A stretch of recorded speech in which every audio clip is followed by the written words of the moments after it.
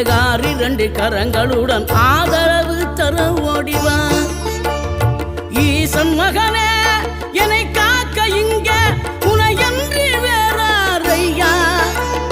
நெஞ்சார நான் நினைக்க பஞ்சாமிர்தம் கொடுக்கும் ஒரு தெய்வம் நீதானையா, ஒரு தெய்வம் நீதானையா.